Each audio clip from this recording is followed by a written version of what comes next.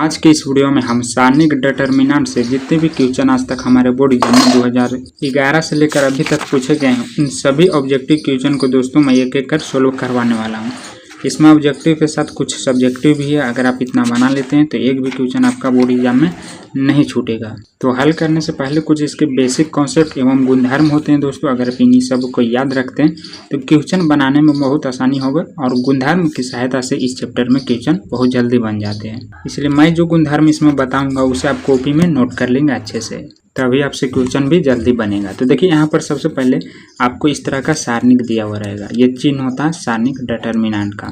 इसके अंदर कोई भी अवयव रह सकता है, जैसे ए बी सी डी। तो इसको हम हल कैसे करेंगे? कैचिया गुना या क्रॉस गुना, इसे कहते हैं हम क्रॉस गुना या कैचे गुना भी कह सकते हैं। तो इसको गुना करते हैं इससे और इसको गुना करते हैं इससे, और बीच में हमेशा याद रखना है कि माइनस होता है। यहाँ पर ए बी सी डी की जगह पर कोई अंक भी रह सकता है, तो ये हो जाएगा A D minus C B. बस ये इसका सोल्यूशन हो गया। 2 गुने 2 क्रम का, ये कितना का था? 2 गुने 2 का। अगर इसमें मान लीजिए 3 गुने 3 का रहे तो ये थोड़ा लंबा हो जाएगा। जैसे यहाँ पर आपको दिया हुआ है, मैं यहीं पर आप समझा देता हूँ। ये 3 गुने 3 क्रम का दिया हुआ, तो यहाँ पर देखिए सबसे पहले आपको क्या करना, A11 का निकालना। तो इसके सामने वाला जो भी अवयव आ रहा है उसको झाँक देंगे। तो देखिए फिर से में ही बचा, 4 गो ही अवयव बचा। तो फिर इसमें यही सेम प्रोसेस लगाएंगे, क्रॉस गुना कैचिया गुना। इसको इससे गुना कर देंगे, इसको इससे गुना कर देंगे और बीच में माइनस हो जाएगा। फिर उसके बाद A21 को झाँकेंगे बीच वाला को। तो इसमें एक चीज़ और ध्यान देना होता है, माइनस प्लस का। तो देखिए A11 में प्लस हो जाएगा, फिर माइनस, फिर प्लस। तो इसके जगह पर हम माइनस देंगे। और यहाँ पर कौन कौन सा आपको झाँकना, सामने वाला को। और बच रहा है ये वाला, तो इसको इससे गुना कर देंगे, इससे इससे गुना कर देंगे, बीच में माइनस, फिर इसको झाँकेंगे तो यहाँ पर प्लस होता है। फिर यहाँ पर भी 4 अवयव बचेगा, तो इसको इससे गुना कर देंगे, इसको इससे गुना कर देंगे। सेम वही प्रोसेस यहाँ पर दिया हुआ। तो मैं आगे क्वेश्चन में आपको करके बताऊंगा ताकि ज़्यादा समझ में आए। क्वेश्चन में आपको सभी जगह अंक दिया हुआ रहेगा 2 4 6 करके। उसके बाद इसके कुछ गुणधर्म जो कि आपको याद रखने होते हैं, जो कि क्वेश्चन बनाने में बहुत ही हेल्प करते हैं। तो सबसे पहले हम क्या करें कि किसी सारणी का मान उसकी पंक्तियों तथा स्तंभों के परस्पर आपस में परिवर्तित करने पर अपरिवर्तित रहा था। मतलब एक पंक्ति या एक अवयव, पंक्ति या स्तंभ को आपस में परिवर्तित करने पर अपरिवर्तित रहता है। तो यहाँ पर एक, अगर मान लीजिए उसमें 2, जैसे यहाँ पर दूसरा में क्या है कि यदि एक सारणी की कोई 2 पंक्तियाँ या स्तंभों को परस्पर आपस में परिवर्तित कर दिया जाए तब सारणी का चिन्ह परिवर्तित हो जाता है। यानी कहने का मतलब है कि यहाँ पर कोई 3 गुने 3 कोटि का अवयव दिया हुआ, 2 3 4 5 6 7 8 9। तो इसके किसी 2 रो या कॉलम को आपस में जब हम परिवर्तित करेंगे, जैसे ये हमारा होता है C1 C2 C3, ये आपको याद रखना, रो R2 R3। तो बोल रहा है क्या कि किसी 2 पंक्ति या स्तंभ। तो यहाँ पर दोस्तों किसी 2 पंक्ति या स्तंभ को हम आपस में परिवर्तित कर देंगे। यानी इसको हम इसके जगह पर और इसको अगर इसके जगह पर उलट देते हैं तो चिन्ह भी परिवर्तित हो जाएगा। यानी प्लस में है तो जब इसको हम परिवर्तित करेंगे तो ये माइनस में आ जाएगा। 3 6 9 2 5 8 और ये इसका जगह पर चला जाएगा। तो ये हमारा परिवर्तित हो गया। तो ये चिन्ह अपरिवर्तित हो, यानी चिन्ह भी परिवर्तित हो जाता है। यही यहाँ पर बताया जा रहा है कि जब हम इसके अवयव या पंक्तियों को उल्टेंगे तो चिन्ह लगा देंगे माइनस का। उसके बाद तीसरा में क्या कह रहा है कि यदि एक सारणी की कोई 2 पंक्तियाँ अथवा स्तंभ आपस में समान हो तो सारणी का मान 0 होता है। जैसे कहने का मतलब ये है कि कोई प्रश्न आपको दिया हुआ रहेगा, अगर उस प्रश्न के कोई 2 पंक्ति या रो, जैसे A B C E F G, फिर यहाँ पर A B C हल करने के बाद 2 को समान कर देते हैं तो हमारा इसका मान 0 हो जाएगा। जैसे यहाँ पर आपको लिखना पड़ेगा कि ये हमारा C1 बराबर है C2 के। तो क्वेश्चन में आपको डिफरेंट अंक या अवयव दिए रहेंगे।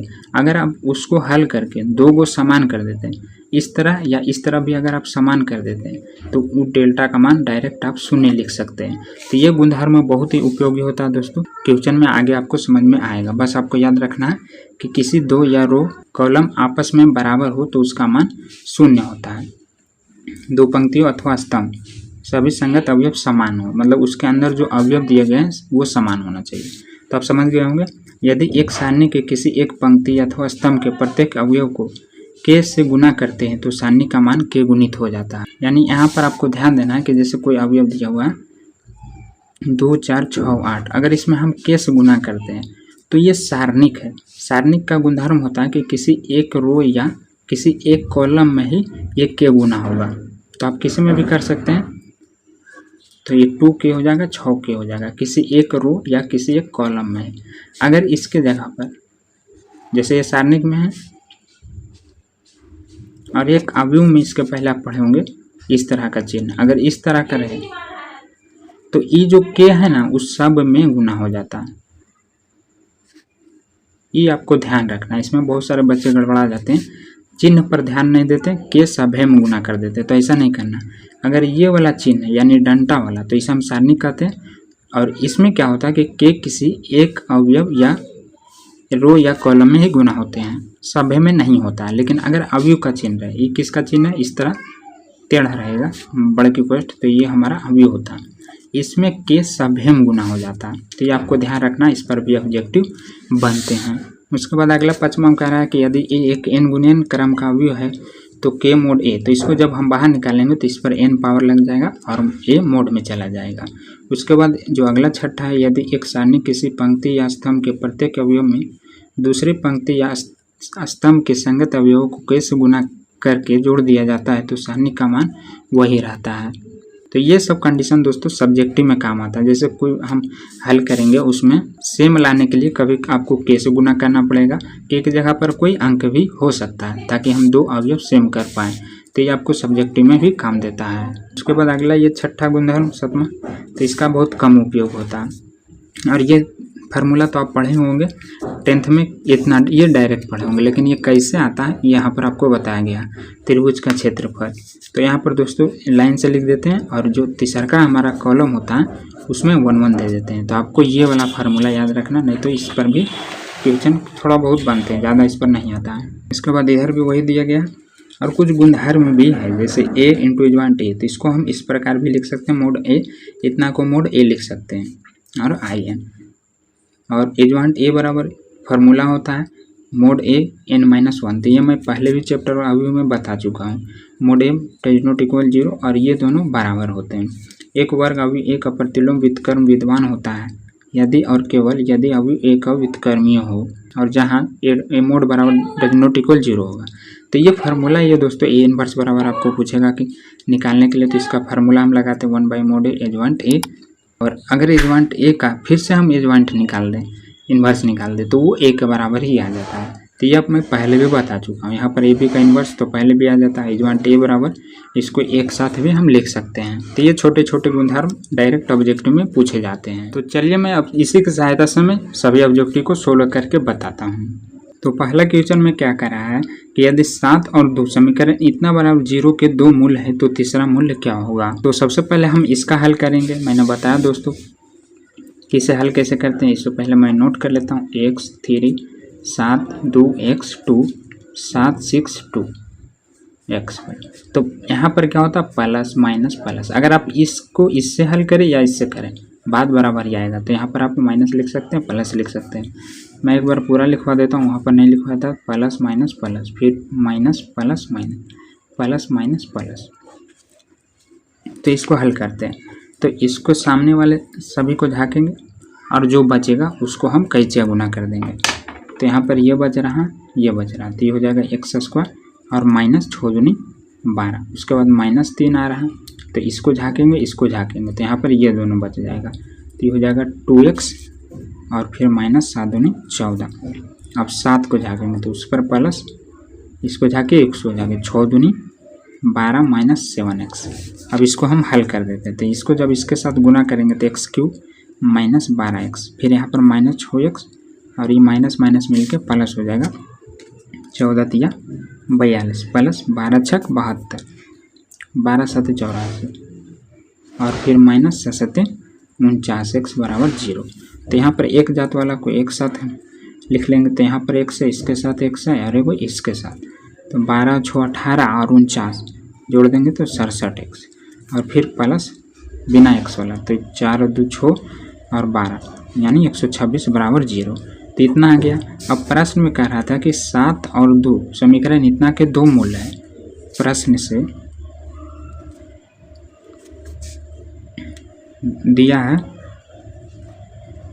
2 मूल, तो यहाँ पर हम उसको लिखेंगे x के रूप में। एगो 7 दिया हुआ था, x माइनस 2 दिया हुआ था, इसको गुना कर देंगे तो कितना आ जाएगा। पहले x का x के साथ करेंगे तो x स्क्वायर और फिर माइनस 2x हो जाएगा, फिर अब 7 का करेंगे तो -7x और माइनस माइनस मिलकर 7 दूनी 14 हो जाएगा।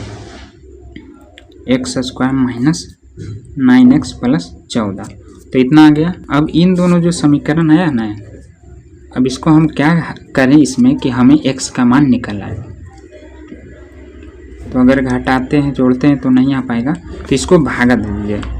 तो भाग करने पर, दोनों समीकरण को भाग करने पर, तो यहाँ पर इसको हम भाग करेंगे दोस्तों इससे, x square minus 9x plus 14 और इसको लिख देंगे x cube minus 67x plus 126। तो इसको आप हल करने के लिए पहले भी सीखे होंगे कि यहाँ पर जो रहता है हम सेम क्या चीज़ गुना करें इसमें कि यहाँ पर सेम आ जाए। तो देखिए यह स्क्वायर है, अगर इसमें हम x का गुना कर दें तो यहाँ पर आसानी से q आ जाएगा। एक्स स्क्वायर x का गुना करेंगे तो q आ जाएगा। तो यहाँ पर आ जाएगा फिर x cube minus 9x square plus 14x। तो इसको हम क्या करेंगे, घटा देंगे, तो सभी का साइन चेंज हो जाता है, तो कट जाएगा। तो ये 9x स्क्वायर, तो ये जो नीचे वाला चिन्ह होता है ना उला होता है, तो इसका आ जाएगा 9x स्क्वायर, फिर माइनस 67x और ये भी माइनस 67 और ये, तो 7 4 11। यहाँ पर दोस्तों 81x आ जाएगा, x वाला x के साथ एक जात वाला को जोड़ देते हैं और बच गया 126। अब देखिए यहाँ पर हमें 9x स्क्वायर लाना, तो यहाँ पर हम क्या करें कि 9 आ जाते हैं। x स्क्वायर तो पहले से अगर हम 9 गुना कर दे तो 9x स्क्वायर आसानी से हो जाएगा। और ये माइनस 9 9 81 आ जा रहा, कट भी जाएगा, 9 चौक 36। हाँ, तो ये भी आ गया है। अब इसको भी हम घटा देंगे तो ये माइनस प्लस कट जाएगा, तो यहाँ पर 0 आ गया। तो ये हमारा x का मान हो जाएगा। यदि x प्लस 9 बराबर 0 तो x बराबर -9, तो इसका जो सही तीसरा मूल आ जाएगा -9। उसके बाद अगला जो दूसरा नंबर क्वेश्चन है डेल्टा बराबर इतना।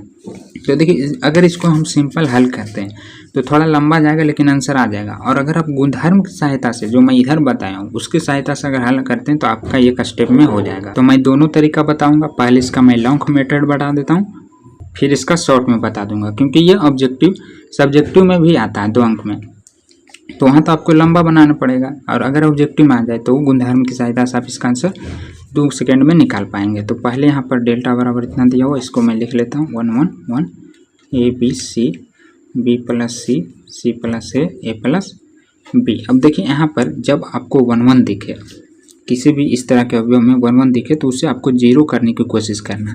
तो 0 कैसे होगा, ये हमारा R1 है, ये R2 है और ये R3 है, और ये तो आपको पता ही होगा C1 C2 C3। तो 0 लाने के लिए हम क्या करेंगे, 0 कैसे आता है, जब किसी चीज़ को हम घटाते हैं और वो कट जाता है तब 0 आता है।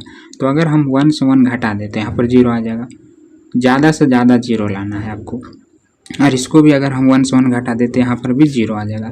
तो हम क्या करेंगे कि R1 में R1 माइनस R2 करेंगे, R1 को घटा देंगे R2 से, तो 1 1 घट जाएगा तो 0 आ जाएगा, और यहाँ पर यह माइनस भी आ जाएगा। और साथ ही ज़्यादा 0 लाने के लिए R2 में क्या करेंगे दोस्तों, R2 में घटा देंगे R3 को, तो यहाँ पर भी 0 आ जाएगा। तो देखिए 1 में से 1 जाएगा 0, ये माइनस भी ये नहीं घटेगा।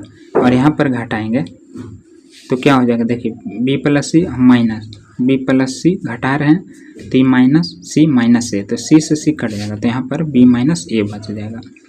1 b माइनस सी, और यहाँ पर भी a से a कट जाएगा तो c माइनस b बच जाएगा। और ये जैसे वैसे, क्योंकि हम सिर्फ R1 और R2 में ही कर रहे हैं, तो यहाँ पर 2 0 आ गया, सॉरी यहाँ पर 0 होगा क्योंकि हमने घटाया।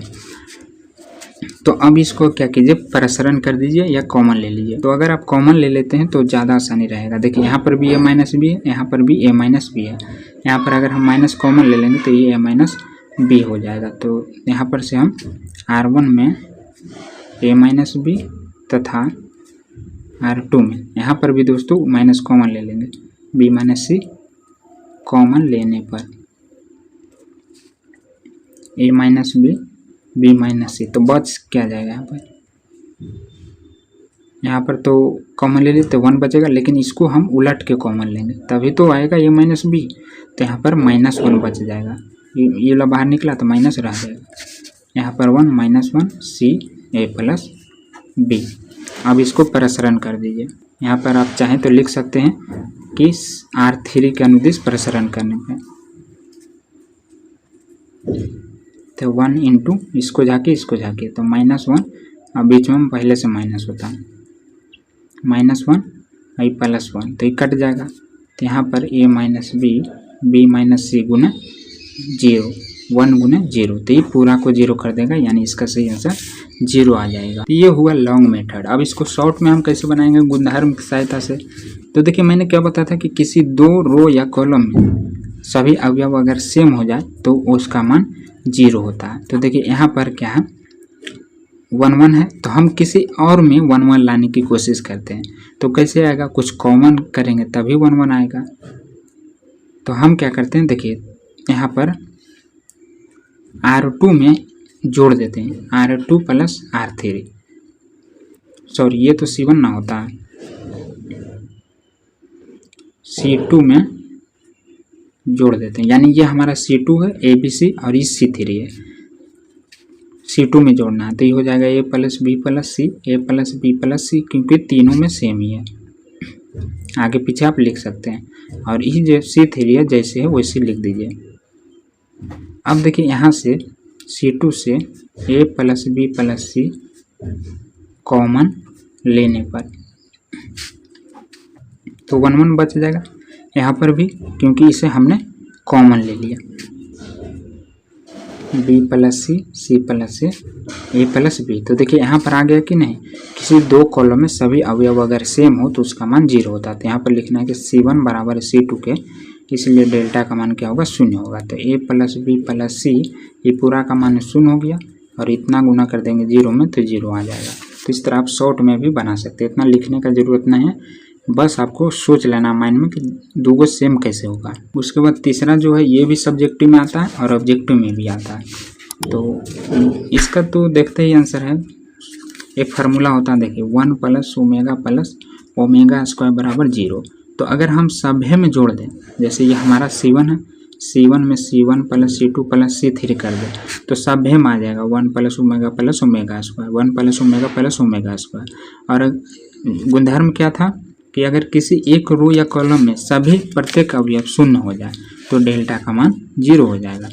तो पहले यहाँ पर हम क्या करते हैं, इस गुणधर्म को फॉलो करवा देते हैं। तो 1 प्लस ओमेगा स्क्वायर, आगे पीछे आप लिख सकते हैं, उससे कोई दिक्कत नहीं।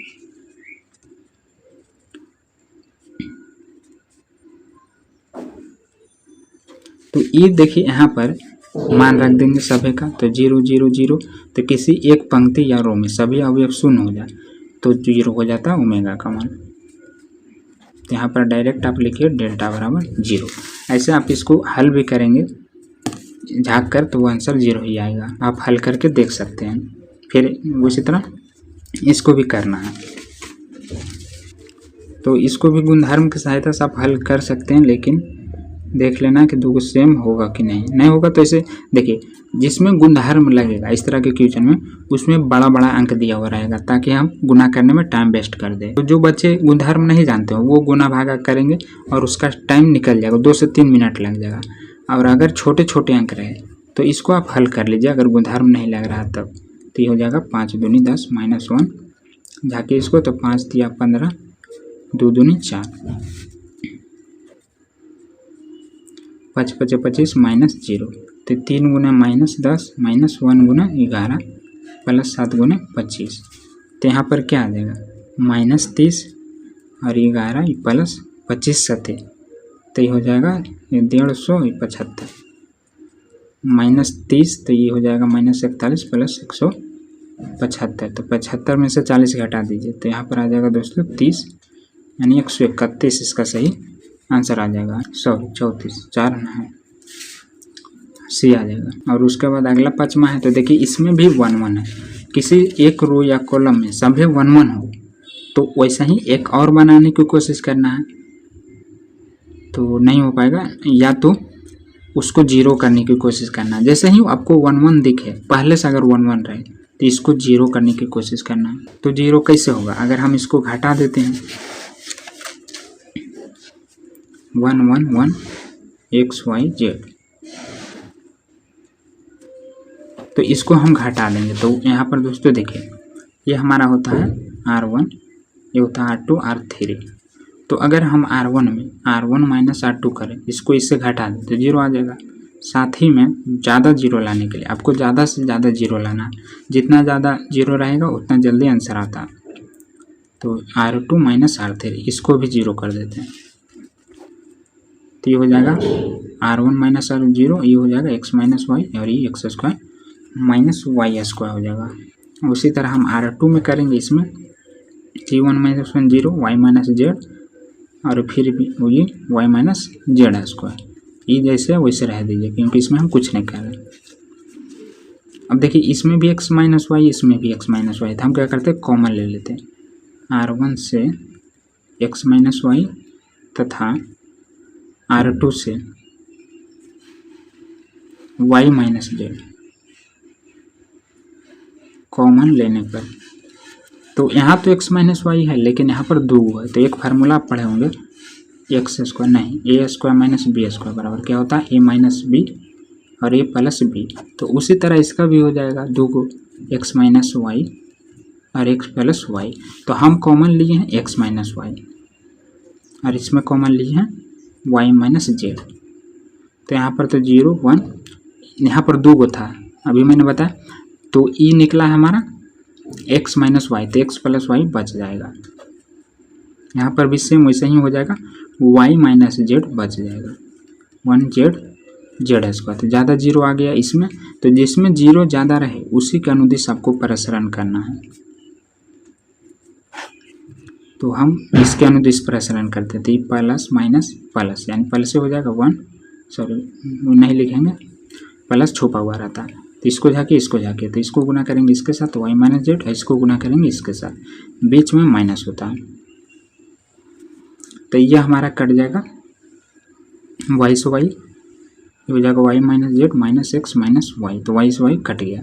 तो यहाँ पर बचा क्या जेड माइनस एक्स, लेकिन माइनस आ रहा है, तो देखिए यहाँ पर माइनस वाला निकल गया था तो प्लस वाला बचेगा। तो यहाँ पर इसका सही आंसर क्या आ जाएगा x minus y, y minus z और जेड माइनस एक्स। तो ये ऑप्शन आप मिला लीजिएगा। उसके बाद आगे इधर क्या कह रहा है कि यदि ABC समानांतर श्रेणी में है तो सारणिक इतना का मान क्या होगा। तो आपने पढ़ा होगा दोस्तों 11th में FPGP, इसका एक गुणधर्म भी होता है समानांतर श्रेणी यानी अर्थमेटिक प्रोग्रेशन। ABC अगर FP में हो तो इसका गुणधर्म होता है कि बीच वाला दुगना हो जाता है A प्लस C के, ये इसका गुणधर्म होता है। तो इसका उपयोग क्वेश्चन में होगा। देखिए अब क्वेश्चन को कैसे हल करना है, मैंने बताया कि किसी एक रो या कॉलम में सभी आप बराबर करना है, नहीं 2 को में, तभी तो 1 0 आएगा आंसर। तो x प्लस 2 x प्लस 3 है, तो अगर इसमें हम जोड़ देते तो 3 2 5 हो रहा है, जबकि 4 है। तो यहाँ पर देखिए 4 और 2 6, तो 6 को आधा कर देंगे तो 3 आ जाएगा आसानी से। तो अगर इस तरह हम करते हैं तो ये वाला और ये वाला सेम आ सकता है। तो मैं करके देखता हूँ R1 में, तो इसको मैं पहले उतार लेता हूँ x plus 2 x plus 3 x plus 4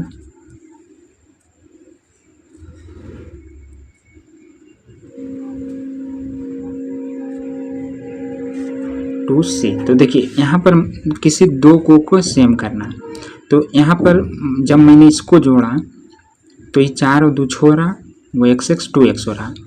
तो अगर इसमें से हम फिर 2 कॉमन ले लेंगे तो इसके समान आ जाएगा। तो यहाँ पर यह हमारा R1 होता है, R1 में हम R1 प्लस R3 करेंगे, तो x प्लस 2 और ये हुआ हमारा R1 और R3 प्लस x प्लस 4, तो ये हो जाएगा 2x प्लस 6, और इसमें से हम 2 कॉमन ले लेंगे तो x प्लस 3 हो जाएगा। तो देखिए ये वाला आ रहा है कि नहीं सेम। तो यहाँ पर हम डायरेक्ट लिखेंगे, आपको एक स्टेप बचा लेना है। उसी तरह यहाँ पर तो 5 3 8 हो जाएगा, और ये x 2 कॉमन ले लेंगे तो x प्लस 4 हो जाएगा। यहाँ पर भी दोस्तों देखिए x प्लस 2a है, फिर x प्लस 2c है, तो यहाँ पर 2x plus 2a plus 2c, 2 common ले लेंगे तो x प्लस यहाँ पर क्या हो जाएगा, x प्लस ए प्लस सी हो जाएगा। तो 2 into x plus a plus सी हो जाएगा। बाकी सब जैसे हैं वैसे रख दीजिए।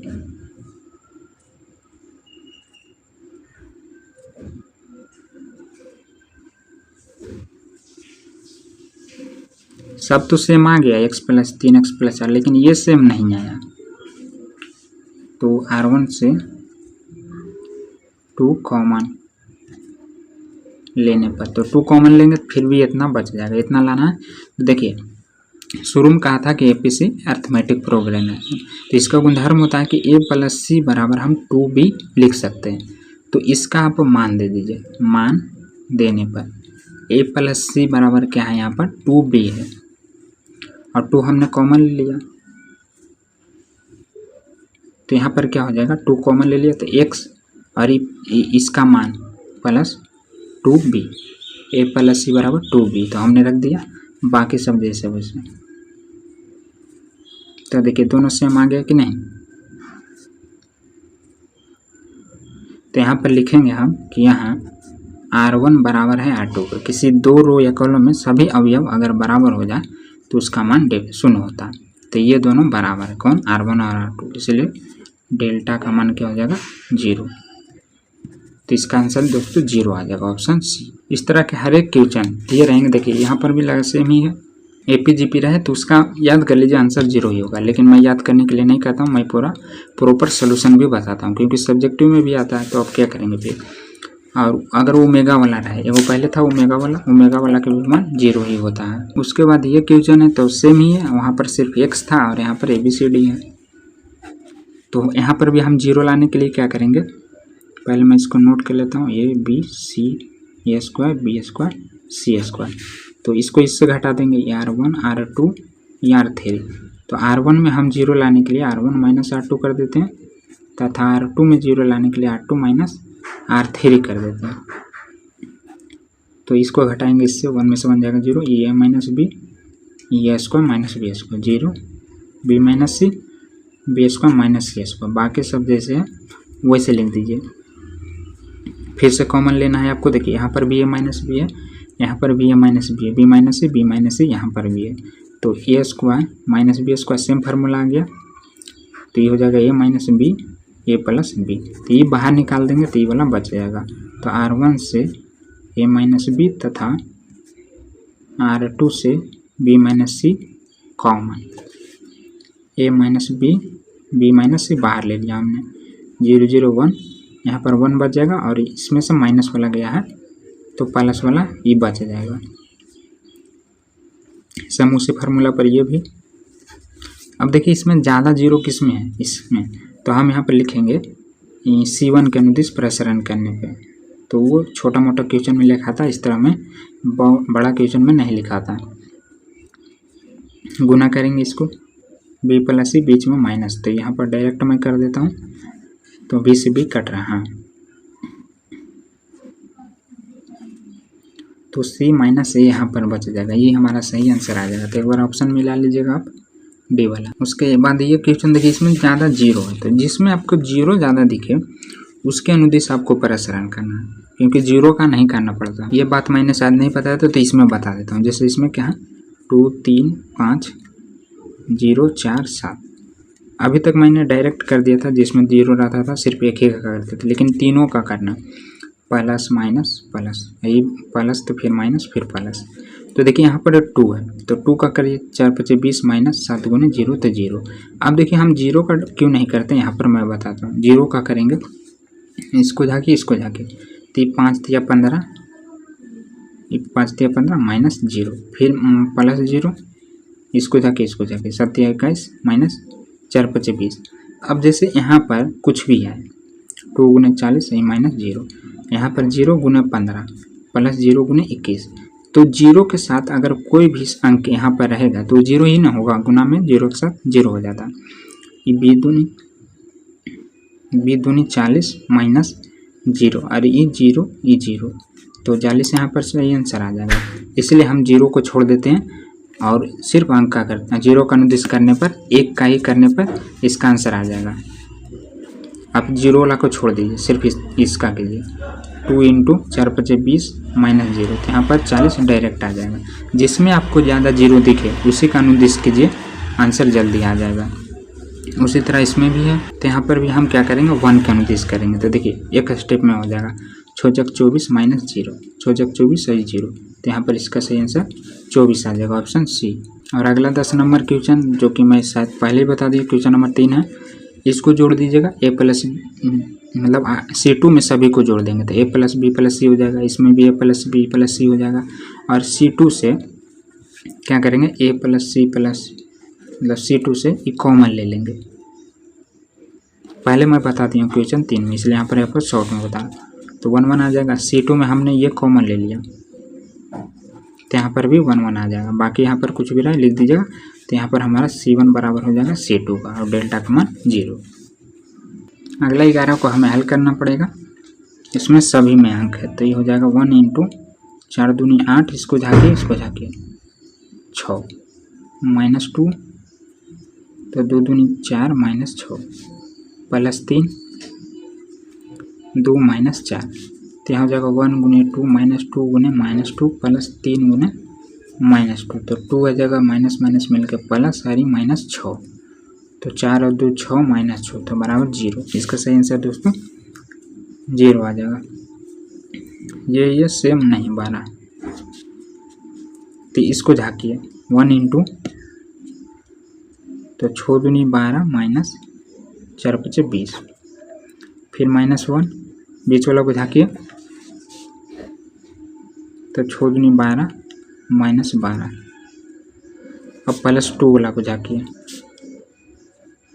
5 दूनी 10 माइनस 6, 1 गुने माइनस 8, 1 गुने 0, 2 गुने माइनस 4, तो ये हो जाएगा दोस्तों माइनस 8, 0 हटा दीजिए और यहाँ पर हो जाएगा ये माइनस 8, तो 16 हो जा रहा है। सॉरी देखिए बढ़ है, बढ़ में से छोड़ घटाएंगे तो पल से आता है, तो ये कट के 0, दोनों का आंसर 0 ही आ रहा है। उसके बाद अगला है 13 में कि यदि इतना बराबर 0 तो x का मान क्या होगा, तो ये भी काफ़ी आसान है, इसको भी आपको कैसे गुना करना है।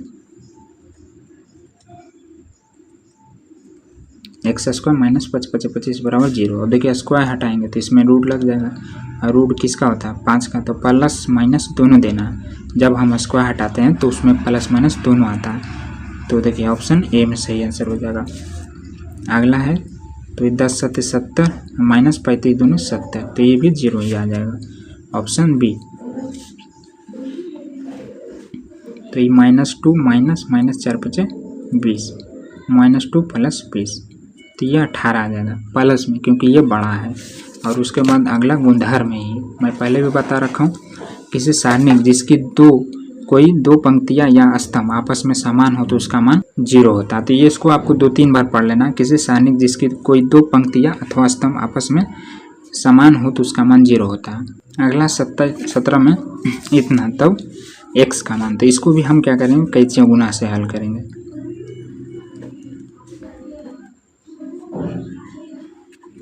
तो ये हो जाएगा 2 माइनस 4 × 20 बराबर 2x² 6 × 24, तो -18, और देखिए माइनस है तो इधर लाएंगे तो ये प्लस में हो जाएगा, तो कितना हो जाएगा 4 और 2 6, यानी यहाँ पर 6 आ जाएगा बराबर 2x², तो ये 3 आ जाएगा। तो यहाँ पर भी देखिए स्क्वायर आ गया, तो इसका स्क्वायर हटाएंगे तो इसमें रूट आ जाएगा, प्लस माइनस आपको जरूर देना है स्क्वायर हटाने पर, प्लस माइनस √3, ऑप्शन सी सही आंसर हो जाएगा। अगला 18 की यदि लैम्डा बिलोंग्स टू r तो डेल्टा बराबर इतना है तो इतना का मान क्या होगा। तो देखिए मैंने शुरू में ही बताया था आपको चिन्ह पर ध्यान देना, एगो ये होता है सारणिक का, एगो ये वाला होता है अवयव का, बड़ की कोष्ट।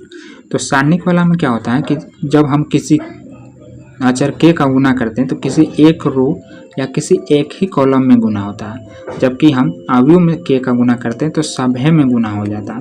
इसमें दोस्तों किसी एक रो या कॉलम में ही गुना होता है, तो हम देख लेते हैं किसी में गुना हो ले, तो देखिए यहाँ पर सभे में हो ले, तो ये वाला हमारा ऑप्शन नहीं होगा, क्योंकि यहाँ पर सारणिक का ऑप्शन है, किसी एक रो या कॉलम में ही होना चाहिए।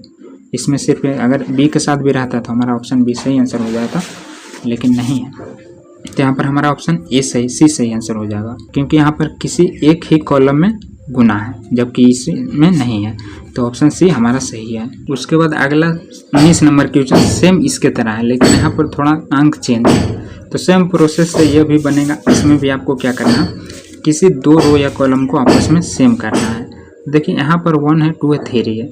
अगर हम 1 को 3 के साथ जोड़ दें तो ये हो जाएगा 3 और 1 4, और 4 में से 2 कॉमन ले लेंगे तो ये वाला हमारा बन जाएगा। सेम प्रोसेस है, ये वैसे ही बनेगा। यहाँ पर भी दिया हुआ है कि ABC FP में है, ABC FP में है, तो ये हो जाएगा 2B बराबर A प्लस C। अब हम सेम लाने के लिए इसमें क्या करते हैं, R1 में हम R1 को जोड़ देते हैं R3 से, ये भी हो जाएगा 4 2 6, 2 कॉमन ले लेंगे 3, और A प्लस C यहाँ आ ही जा रहा है। तो ये प्रोसेस हम करेंगे यहाँ पर, तो ये हो जाएगा दोस्तों हमारा 2x प्लस, तो 2 कॉमन ले लेते हैं तो x प्लस, देखिए 3 और 1 4, तो यहाँ पर 2 आ जाएगा, और यहाँ पर भी 2 कॉमन ले लेंगे तो ये हो जाएगा x प्लस 3, 4 2 6, 3 कॉमन, सॉरी 2, और यहाँ पर हो जाएगा x plus a plus x plus c, तो 2x plus a plus c, तो ये हो जाएगा दोस्तों 2x a प्लस c। तो a प्लस c का मान देखिए यहाँ पर 2b है, x plus 2, x plus 3, x plus b। अभी 2 कॉमन नहीं ले सकते क्योंकि इसमें भी 2 होना चाहिए। मान रख देंगे तो हो जाएगा। देखिए यहाँ पर इसका मान रखिए, मान क्या दिया हुआ, ये a plus C, a plus C 2x, a plus C का मान 2b। अब हम देखें इसमें से 2 कॉमन ले लेते हैं, तो ये 2 इसमें से हट जाएगा, 2 बाहर निकल जाए, फिर कॉमन ले लेंगे, लिख लीजिएगा यहाँ पर R1 से 2 कॉमन, तो ये 2 कॉमन हो गया, तो यहाँ पर x plus 2, x plus 3, x plus b, x plus 2, x plus 3 और x प्लस b। देखिए ये दोनों सेम आ गया कि नहीं, और ये भी लिख देता हूँ। तो यहाँ पर आपको क्या करना है, लिखना है कि R1 बराबर है R2 के, इसलिए 2 गुने डेल्टा बराबर क्या हो जाएगा, 0 बराबर 0। तो मैं पहले भी बता रखा हूँ कि इस तरह के क्वेश्चन का आंसर 0 ही आता है। उसके बाद अगला भी इसमें कह रहा है कि यदि a प्लस b धनात्मक हो और ABC सभी बराबर ना हो तो दी गई समीकरण इतना का मान क्या हुआ। तो यहाँ पर देखिए ऑप्शन में दिया हुआ धनात्मक ऋणात्मक, तो हमें पहले इसे हल करना पड़ेगा। देखेंगे कि निगेटिव में आता है कि पॉजिटिव में। ABC BCA CA B, अब इसको हम हल करते हैं, तो यहाँ पर a इंटू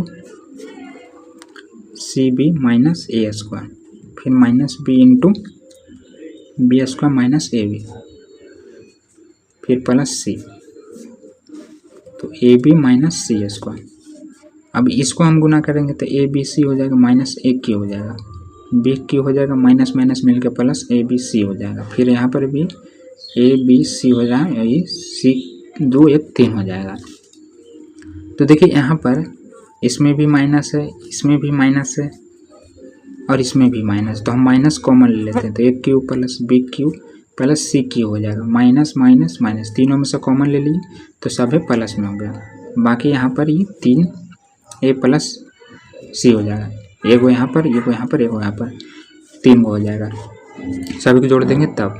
देखिए आप बोर्ड मास में पढ़े होंगे कि माइनस प्लस क्या होता है, माइनस ही होता है, यानी ये निगेटिव ऋणात्मक ही आएगा। तो इसका सही आंसर दोस्तों बी हो जाएगा। उसके बाद अगला 21 नंबर क्वेश्चन है, तो इसको भी हल करना पड़ेगा। यहीं पर कर लेता हूँ। देखिए यहाँ पर क्या 6y है, इसको जाके इसको जाके, तो 3i मिलके आई स्क्वायर हो जाएगा। एक चीज़ और आपको याद रखना है, आयोटा आप पढ़े होंगे 11 में, इसका मान -1, आयोटा स्क्वायर का मान -1 होता है। आप 11 में पढ़े होंगे, नहीं पढ़े हैं तो याद कर लीजिए।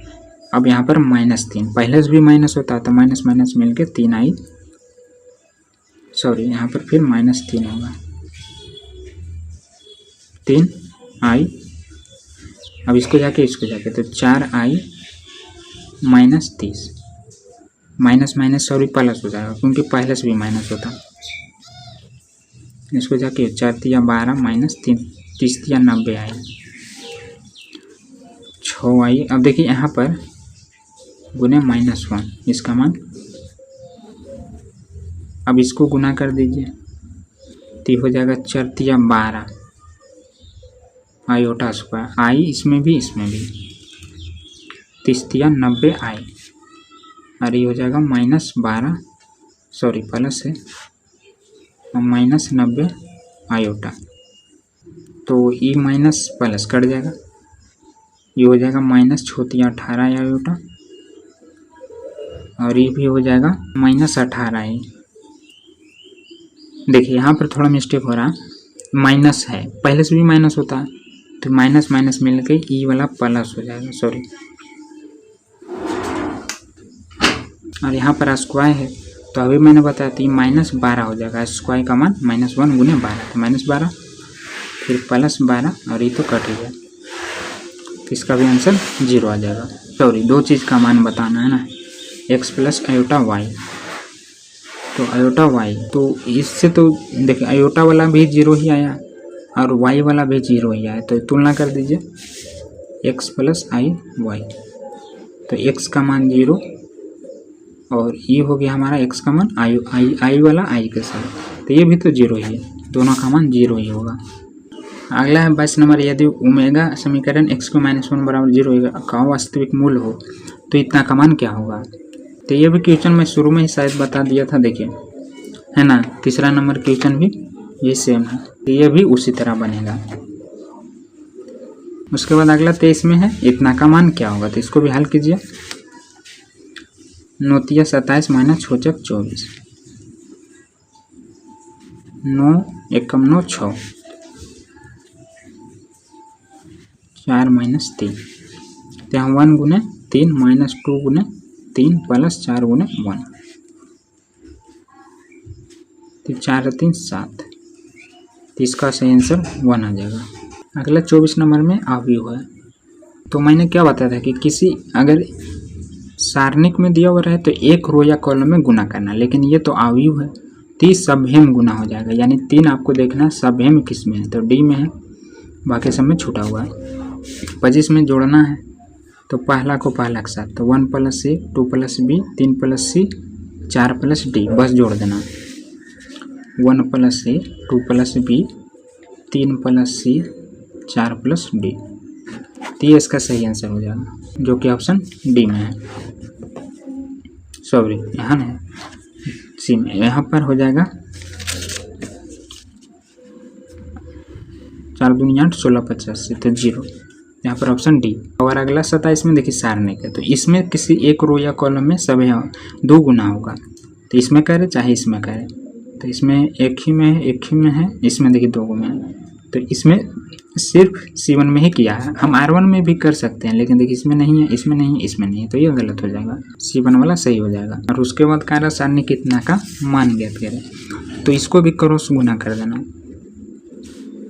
तो x स्क्वायर x + 1 x - 1, तो यहाँ फार्मूला लगा दीजिए a + b a - b, तो x square - b square, x square - square और ये माइनस माइनस मिल के प्लस, तो यहाँ पर दोस्तों 1 सही आंसर आ जाएगा। उसके बाद आगे का क्वेश्चन देखेंगे तो लगभग सेम ही है, हाँ ये तो सेम ही है दोस्तों, देखिए ABC AP में है और यही सेम क्वेश्चन है, तो दोनों सेम ही है, आगे का सभी क्वेश्चन आसान है, आप खुद से बनाइएगा, ना बनेगा तो कमेंट कर दीजिएगा, मैं अगले वीडियो में 30 से बता दूंगा, उसका लिंक आपको डिस्क्रिप्शन में दे